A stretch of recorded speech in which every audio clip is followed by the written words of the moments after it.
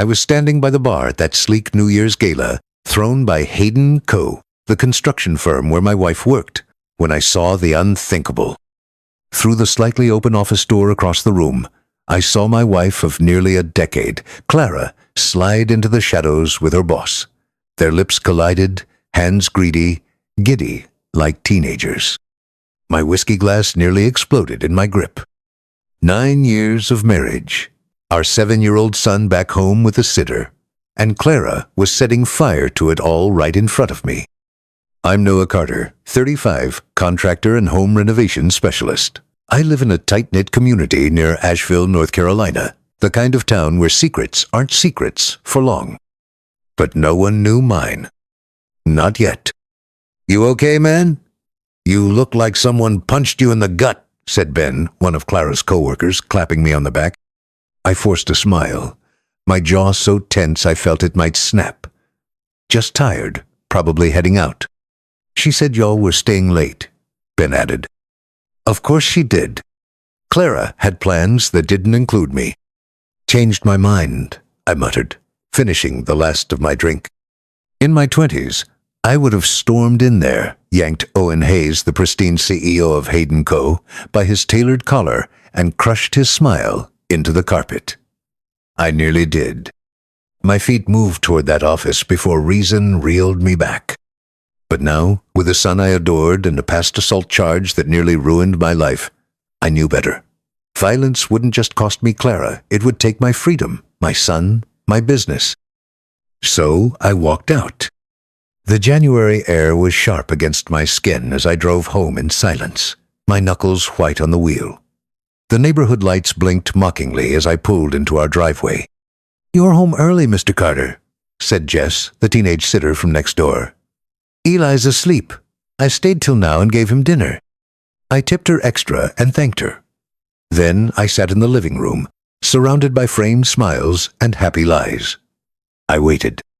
Clara came home 3 hours later, humming. Actually, humming. She hung up her coat, not even surprised to see me in the dark. "Noah, why are you sitting here like a ghost?" She flicked the light on. Lipstick smudged, hair a little too tousled, jacket wrinkled in a way that screamed, "Unbuttoned in a hurry." "Headache," I said quietly. "Thought I'd turn in." "The party's still going. I told you not to wait up," she replied as she made a beeline for the hallway. "Helping Owen with some files?" I asked. That gave her pause. "Oh, yeah, the Spencer account's critical. We've all been working overtime," she said too casually. "Owen's just, hands-on." I could have told her what I saw, thrown it in her face, but I didn't. Something icy had settled over me. Not anger, not pain, something else. Clarity. I didn't sleep that night. I planned. By dawn, I was in my workshop, the converted garage out back where sawdust and silence helped me think. "Daddy," came Eli's voice behind me. "What are you building?" His hair was wild, sleep still in his eyes. I smiled and set down the pencil, just sketching some ideas. "Can I help?" "Always." I lifted him up onto the bench and handed him a sanding block. An hour later, Clara appeared in the doorway with a mug in her hand. "Breakfast's ready." "5 more minutes, Mom. I'm helping." "She's fine, Clara," I said. "Let her finish." "She's still in pajamas." "She's with me. We're good." She sighed. "We're having brunch with my parents at 10:30. Remember?" I hadn't. "Go ahead without me," I said. "Tell them something came up." "What came up?" she asked, her voice sharpening. "A job. Urgent." "For who?" "The Spencers." I saw her blink barely, but it was enough. After they left, I started making calls. First to Eric at the credit union, then to my real estate contact, Mark Sullivan. By the time I closed up the shop, I had a loan consultation and a property viewing scheduled. That evening, Clara noticed my absence from dinner. "Where were you?" "Scouting a project." "On a Sunday?" I just nodded. Over the next few days, I made quiet moves. Opened a business account under Carter Son Renovations. met with Eric, secured a line of credit. Looked at a property the town had forgotten. An abandoned 1890s craftsman house sitting on 5 acres west of town. "Are you serious about this?" Mark asked as we stepped over rotted floorboards and sagging beams. "Dead serious," I said, brushing my hand along what was once elegant crown molding. "It's got bones." Mark grinned. "You're the only bidder. Town wants it off the books. I can have paperwork started by Friday." And by Friday, I owned it. When I told Clara, she exploded. "You bought a second house? Without even asking me. It's an investment. With what time? What money? I'll manage." Her voice broke like glass. "You're avoiding me. Thought that's what you wanted." Her face twisted. "You think you're some victim? That I'm the bad guy here?" I looked at her and said nothing. Later that night, while she was giving Eli a bath, I went into the home office. Her phone sat on the desk. I didn't open it. I didn't need to.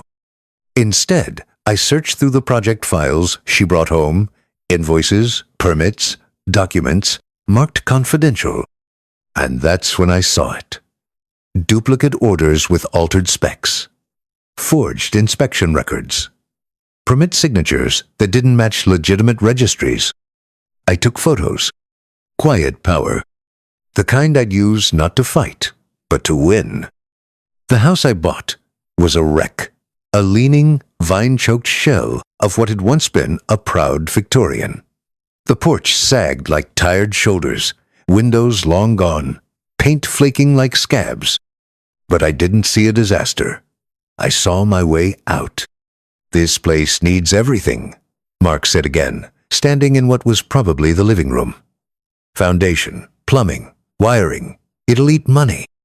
"Good," I replied, running my fingers along a beam. "Then no one else will want it." The town agreed. The property had sat unsold for nearly a decade. I bought it for $89,000. The land alone was worth more than that. Everyone thought I was insane.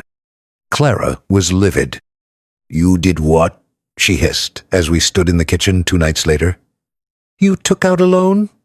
We can barely cover our mortgage now." "It's temporary," I said calmly. "I'll restore it, flip it, double the value." "With what time, Noah?" "You already work 6 days a week." "I'll find the time." "And the money?" "I'm already making cuts," I replied, pouring coffee. "And you're working late most nights anyway. Thought you'd be happy not having me in your way." She went still. "What's that supposed to mean?" "You tell me. How's the Spencer project going? Still a lot of private meetings with Owen?" She flushed. "I don't like your tone. And I don't like my wife sneaking off with her boss, but here we are."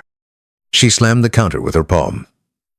"You just can't handle that I have a real career now, that I make more money than you do."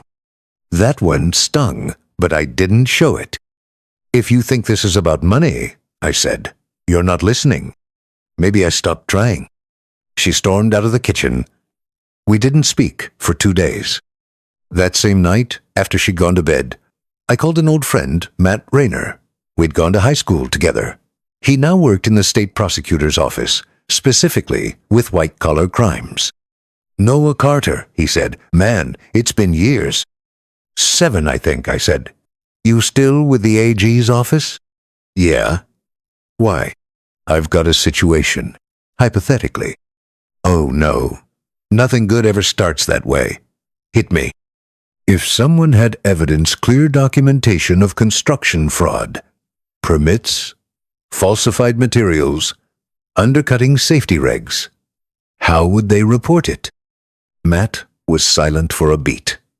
"Hypothetically speaking, are we talking about Hayden come?" I almost dropped the phone. "You already know?" "Had whispers. Not enough to file anything. Hayes has deep ties at the county level. Inspectors, city councilmen. He's careful.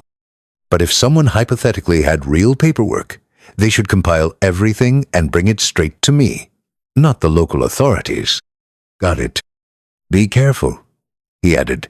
Hayes doesn't play fair. Little did Matt know, I didn't plan to play fair either. I buried myself in the Victorian. After work. On weekends, Clara didn't ask where I was going.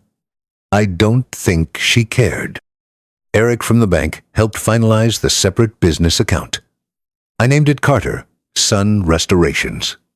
The sun was for Eli, even if he wouldn't swing a hammer for years. Liam, a buddy of mine who'd switched to plumbing, offered to help with the pipes and bathroom work at cost in exchange for custom cabinetry for his wife. You're really serious about this, huh? He asked one Saturday as we pried up cracked tile. I either build this house, I said, or I lose my mind. Things that bad with Clara? I hesitated, then told him everything. The New Year's party, the office door, the betrayal. Liam swore under his breath. You want me to pay Hayes a visit? I laughed, really laughed for the first time in weeks. Nah, got a better plan. What's that? Live well. And maybe a little karma. While Clara stayed late for client meetings, I built two things, a new business and a case. Turns out a lot of contractors had horror stories about Hayden Co. Skipped payments, forced shortcuts, deals made behind closed doors. Some had documentation. Others had just held onto guilt. I found both useful. The old Victorian was crawling with problems, but that was the point. Every beam I replaced, every wire I reran, became a symbol of rebuilding the right way. Meanwhile, things with Clara went cold. We spoke only when needed. Meals were quiet. She spent more time away. Excuses got more creative. 3-day conference in Charlotte, she said one Thursday while zipping a small suitcase. For what? Owen wants us there for the Spencer transition. It's vital. I'm sure it is. She paused. What's that supposed to mean? Send him my regards, I said without looking up. That earned me a slammed door. When Eli asked if he could help at the new house while Mom was gone, I told him yes, supervised. Can we camp in the living room? He asked excitedly. Not quite, but we can have lunch on the porch. Later that night, I made a new call to someone named Carl Denton. He was a former city inspector whose name I'd found on multiple fraudulent permit documents connected to Hayden jobs. A mutual friend had given me his number. Denton, he answered gruffly. My name's Noah Carter. I'm a contractor. I think we need to talk. Denton sounded cautious on the phone. You've got the wrong guy. I don't think I do, I said. I've seen permits. Your signature's on every one, same jobs, same pattern. Hayden Co. jobs. I don't know what you think you've found, but I don't want your money. I want the truth. And I'm not the only one who's seen those files. There was silence on the line. Who are you? Noah Carter. I've got records, copies. If something happens to me, they go straight to the state prosecutor's office. Another pause. Then, meet me. South Diner. Tomorrow. 7 a.m. Don't bring anyone. When I arrived, Denton was already there, hunched over a coffee cup like it owed him something, mid-50s, worn down. His eyes darted over the room as I sat down. I've been in this game too long, he said. At first it was little things, letting deadlines slide, ignoring minor violations. Then Owen came along. He didn't say Hayes, just Owen. Everything became bigger, more corrupt. He's got people in zoning, council, permits. He's dangerous. And my wife? Clara works directly under him. Does the files write? I nodded. Then yeah. She knows. Maybe not everything, but enough. I kept my expression flat, but inside, something cracked.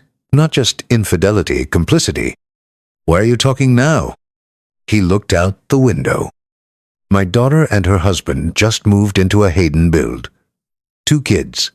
And I lie awake at night wondering what might fail first. The wiring, the plumbing, the foundation. I signed off on all of it. He pulled a small drive from his jacket. Everything's here. Names, project codes, signed reports. You didn't get it from me. It was more than I expected. More than enough. One afternoon, while I was picking up reclaimed oak at the hardware yard, I overheard two guys at the register. "Hayden job again," one said, laughing. "Same trick. Use mid-grade bill for premium." "Man's gonna crash hard one day," the clerk muttered. "Not as long as everyone gets their cut." I stepped into view. "You do a lot of Hayden jobs?" One of them, a wiry electrician, looked me up and down. "Depends who's asking." "Noah Carter, working on the old Carmichael place off Route 6. His face relaxed. "That's you? Heard about that. Looks like a beast of a flip." "It is. Just curious how deep Hayden's operations go. My wife's his assistant." He nodded slowly. "Then you know. She handles most of the paperwork. She's been in meetings, knows which reports get doctored. And this trick with the materials happens often?" "Standard," he said with a shrug. "Long as the numbers match, nobody checks." He left without another word. But I'd heard enough. That night, I made another call. Ty Monroe, former carpenter, now a city inspector. "Ty, it's Noah. I need a favor." "Name it." "I need someone to verify something off the books. Hayden's builds. Materials versus paperwork." "Wells's crew?" "Yeah. And I've got evidence. Names. Denton's ready to talk too." Ty went silent. Then, "That changes everything. But why are you mixed up in this?" I hesitated. "Clara. He was at my wedding." I didn't need to say more. "Shit," he breathed. "Say no more. I'll look into it. But you'd better keep your head down." What happened next moved faster than I expected. Ty brought the documents to his supervisor, a sharp woman named Leslie Grant, who worked with the state office. The moment she saw the files, she looped in the Attorney General's office. It was happening. And Hayes must have gotten wind. One morning, I arrived at the Carmichael to find the front door kicked in. Sheetrock smashed. Cabinets splintered. Trim I'd spent a weekend hand-cutting gone. I stood in the rubble, fists clenched. This wasn't about Clara anymore. This was a message. I called the sheriff's office, filed a report. Then I called Matt at the prosecutor's office. "They're scared," I told him. "They're lashing out." "Document everything," he said. "If he's bold enough to send a warning, he might escalate. Be careful, Noah." That night, a black SUV circled my street. 3 times. I sat on my porch, in the dark, with a baseball bat resting across my knees. They didn't stop. But I'd gotten the message loud and clear. So I installed cameras at the house and my home. Then I hired 2 off-duty deputies to stay on site during renovations. The cost was high. The risk was higher. But I wouldn't stop. Word of the break-in spread fast. Small towns love drama. But what Hayes didn't expect was how the community would react. Contractors once he'd burned in the past began calling me, offering evidence, extra hands, stories. I had more help than I could manage. What started as a private vendetta became something larger, a movement. The Carmichael restoration surged forward faster than ever, and I wasn't alone anymore. The Carmichael house had become more than a renovation. It was my fortress, my proof, my future. Every day brought progress. Restored beams, new electrical lines, hand-carved trim. I was working with 2 excellent craftsmen who'd been laid off from a now-defunct local builder, both grateful for the paycheck, both eager to make the house shine. Word was spreading. Real estate agents started poking around. Locals slowed their cars to stare. One even asked if she could book a tour for a potential buyer before it was finished. We weren't just rebuilding a home, we were reclaiming something bigger. One night, I stayed late, measuring frames for the upstairs bathroom trim when headlights cut across the windows. I tensed. The cameras were on, but still my gut braced for another threat. The front door creaked open. It was Clara. She stepped inside slowly, her eyes scanning the room.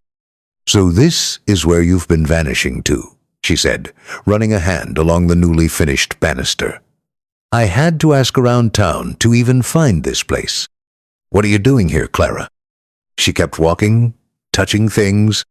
"I wanted to see what's been so important that you've barely been home in a month." She reached the kitchen. Her eyes landed on the built-in shelving I'd installed earlier that week. "It's beautiful. I forgot how good you were at this." "Thanks," I said, voice flat. "Why are you really here?" She turned to me, jaw tight. "Owen proposed today." I blinked, but I kept my voice calm. "Congratulations." I didn't say yes. "Why not? Isn't that what you wanted? The affair? The late nights? The lies?" Her face tightened. "It wasn't like that." "It never is." She stepped forward. "We could fix this, Noah. Say no to him, start over, go to therapy, try again." And for a heartbeat, I felt it, the tug. The memory of easier years, of Sunday pancakes and Eli's giggle in bed between us. The warm scent of her shampoo. But then I remembered her humming after the party. The perfect lipstick smudge. The practiced lies. "No," I said finally. "I'm not your backup plan, Clara. Not anymore." Her eyes darkened. "You'll regret this. When I'm living in a house like this one, and you're still getting calluses from sanding boards." I cut her off. "Better calluses than corruption." Her face paled. "What's that supposed to mean? Does Owen know about the investigation?" Her mouth parted. "What investigation?" "The one into Hayden Combs' permits. The fake materials. The rigged reports." "You're bluffing." "Am I?" She stepped back, shaken. "Go home, Clara," I said. "And if you're still considering his proposal, I suggest calling a lawyer first. You'll probably need one." She fled. And I stood in that house, surrounded by honest wood and new light, and felt the first real peace I'd known in months. 2 days later, I was having lunch with Ty Monroe at the diner when Hayes himself walked in. The room went dead quiet. He spotted me, walked straight over. Didn't ask, just sat down. "Noah Carter," he said, his smile tight. "We need to talk." Ty began to rise, but I waved him off. This was bound to happen. Hayes leaned in. "You think you're clever, but you have no idea who you're messing with. I built this town. I have connections you couldn't imagine." I stayed calm. "Is that why you sent someone to smash my job site? Because of those connections?" "I don't know what you're talking about." "Sure you do. Just like you know about the permit fraud, the shoddy materials, the tax records." His face flushed. I leaned in closer. "How does it feel, Owen, watching your empire rot from the inside?" He slammed his palm on the table and grabbed my shirt collar. "You son of a—" "Go ahead," I said quietly. "Make a scene. Add assault to your list. Everyone in here is watching." He froze, realizing where he was, realizing how badly this would look. He released me, stood up. "This isn't over," he hissed. "You're right," I said. "It's just getting started." He stormed out. Conversation resumed slowly, whispers rising. Ty let out a low whistle. "Jesus, Noah, that was—" "I'm done being afraid," I said. "He can huff and puff, but the house I'm building, he can't blow it down." The scandal broke 3 weeks later. Not from me, technically. An anonymous tip someone else he'd burned brought state inspectors down on Hayden Co. like a hammer. The violations were worse than even I expected. Permit fraud, material scams, tax dodges, bribery. The front page of the county paper ran it all. That morning, Clara sat across from me, staring at the headline. "This is insane," she whispered. "Owen would never." "Stop," I said calmly. "We both know exactly what kind of man Owen Hayes is." She met my eyes, and I saw it. Fear. Not for him, for herself. I didn't know it was that bad, she said. I just signed what they told me to. I stood. Not in front of Eli. He was in the other room, building Lego castles like nothing had changed. We'll talk, I said, later. Right now, I have work. Work meant the Carmichael, which, by that point, was nearly done. The Carmichael restoration was nearly finished. The porch gleamed with fresh cedar railings. The roofline, once sagging, stood proud again. Inside, I'd preserved the original charm while updating every inch the kind of balance that made realtors drool. And drool they did. Even before the paint had dried, I'd received 2 offers. Word was out. Carter, Sun Restoration, wasn't just another contracting service. It was the real deal. Meanwhile, Hayden Company was crumbling. Richard Owen Hayes had been arrested on fraud and tax charges. His office seized.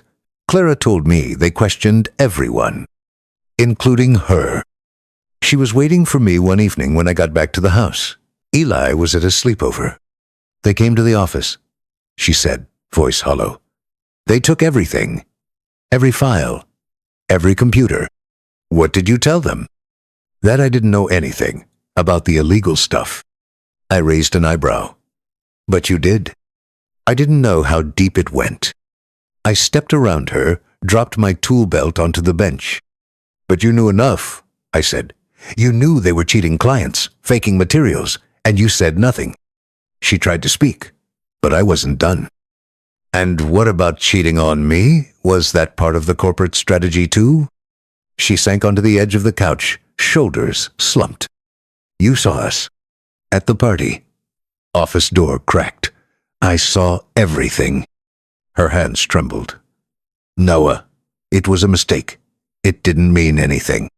3 months of lies doesn't happen by accident, Clara. Silence. Then, softly, what are you going to do? I looked her dead in the eyes. I already did it. She blinked. You turned him in. No.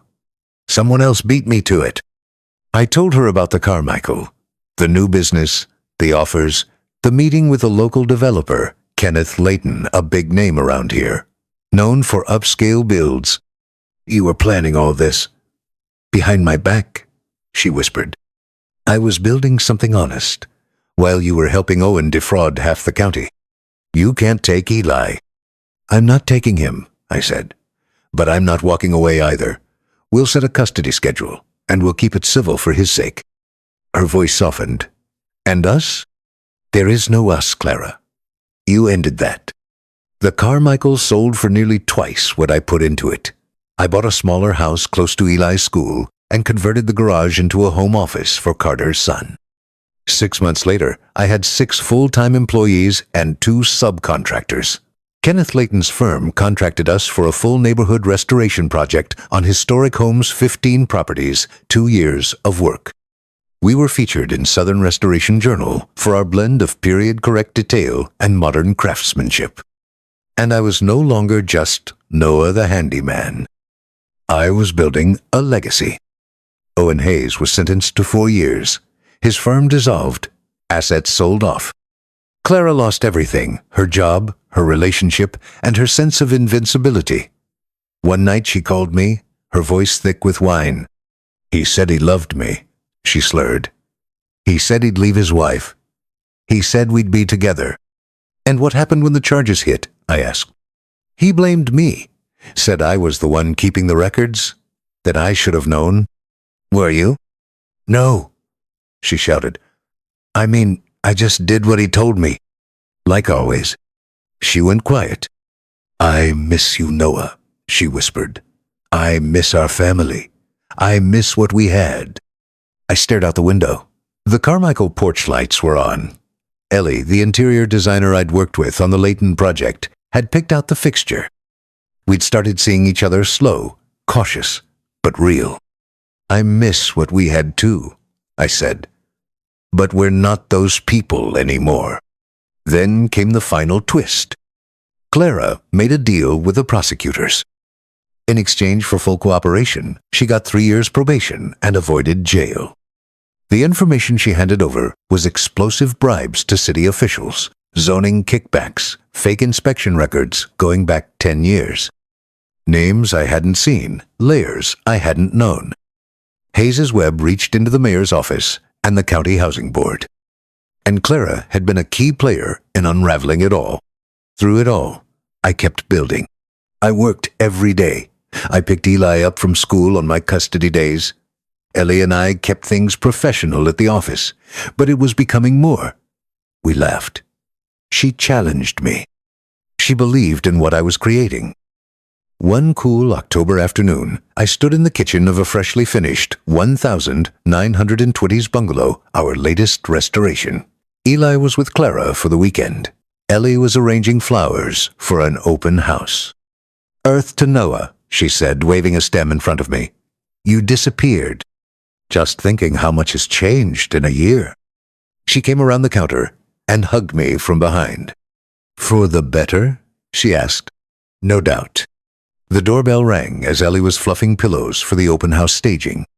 "I'll get it," I said, wiping my hands on a cloth. I wasn't expecting anyone. Maybe the photographer, maybe a client. But when I opened the door, it was Clara. She froze. I didn't realize. You had company. Behind me, Ellie glanced up. "Ellie Phillips," I said evenly. "Clara Carter, my ex-wife." Ellie offered a polite smile. "Nice to meet you. I'll check the upstairs fixtures." When she disappeared, Clara stepped inside. "Girlfriend and business partner?" she asked quietly, glancing around the kitchen. "It's been a year, Clara." She nodded, slowly walking through the space. "It's beautiful. You've done well. What's going on?"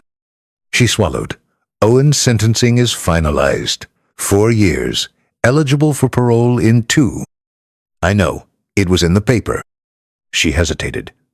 "What you don't know is he turned on me. Blamed everything on me. His lawyer said I orchestrated the paperwork, that I was the brains behind it. I said nothing. They're charging me as an accessory. My attorney thinks I'll avoid jail, but there's a chance I won't." She looked up, eyes glossy. "I can't go to prison, Noah. What about Eli? What do you want from me?" "A statement. That I'm not dangerous, that I'm a good mother, that I made a mistake." I almost laughed. "After everything, you want me to lie for you?" "It's not lying," she said, her voice cracking. "I am a good mother. I did make a mistake." I glanced out the back window. Ellie was on the patio, measuring for furniture. Our future was out there, solid, honest, hard-earned. "You're asking me to help you escape consequences," I said. "That's the problem, Clara. That's always been the problem. I did what he told me to do. You chose what was easy. I chose to rebuild." She backed toward the door. "You're enjoying this? Watching me fall while you play house with her?" "I'm not enjoying anything about this, but I'm not the one who made those decisions." She stepped onto the porch. "When Eli asks why you let his mother go to jail, what are you going to tell him?" I didn't flinch. The truth. Always. She left. In the end, Clara didn't go to jail. Her testimony in the broader corruption case earned her leniency 3 years probation and community service. Her name was removed from the worst of the charges. Hayes, though, wasn't so lucky. His appeals failed. Turns out no one believed him anymore, not even the people who once took his bribes. Then came the next bombshell. The county announced a full audit of every Hayden Company home built in the past 10 years, over 300 properties. Families at risk. Lives in danger. Carter, Sun Restoration, was one of 5 firms selected to inspect and repair them, paid for by the seizure of Hayden's assets. It felt strange poetic even to walk through homes he built, fixing the very corners he cut. Not just construction, not just business. Redemption. For me, for the community. One afternoon, as I explained a safety fix to a young couple, the father, maybe 30, baby on his hip, asked, "How'd you know something was wrong with Hayden?" before the news broke. I thought about Clara, about the office door, about the silence that followed. Let's just say, I told him, I learned the hard way that some things aren't built to last, but with the right tools, almost anything can be restored. Explaining it to Eli was the hardest. Why Mommy and Daddy weren't together, why she was in trouble, why everything changed. I never lied, never blamed. Sometimes, I told him, grown-ups make big mistakes. The important thing is what they do afterward, whether they keep hurting people or try to fix what they broke. Did Mommy try to fix it? He asked. She is now, I said. She got caught in something bad and didn't know how to get out, but she's trying. What about you? I made mistakes too, I admitted, but I'm trying every day to be better. That seemed to be enough for him. He hugged me hard. I love you, Daddy. I love you too, buddy. More than anything, the Layton project finished 3 months ahead of schedule and won a Regional Preservation Award. Home Heritage Monthly featured our team in a full spread. Carter, son, became a trusted name from Asheville to Knoxville. We didn't just build homes, we restored faith. Ellie moved in that fall. We weren't in a rush for anything more. We were focused on the work, on Eli, on something stable, real. Clara found work again, quieter, humbler, but steady. We established a civil co-parenting rhythm for Eli's sake. The trust was gone, but the respect was growing again, piece by piece. As for Hayes, he served his time, was released after 3 years. Rumor was he left the state managing crews for a small builder in Alabama. No power, no name. A man who once had everything and threw it all away for control, for shortcuts, for ego. One spring evening, I stood on the porch of my new home, watching Ellie and Eli plant wildflowers in the yard. The scent of soil, the sound of laughter, peace. Clara once told me revenge would taste sweeter than love. And maybe she was right, but not in the way she meant. I didn't destroy her. I refused to let her destroy me. I rebuilt. I lived. I loved again. And sometimes living well is the best revenge of all.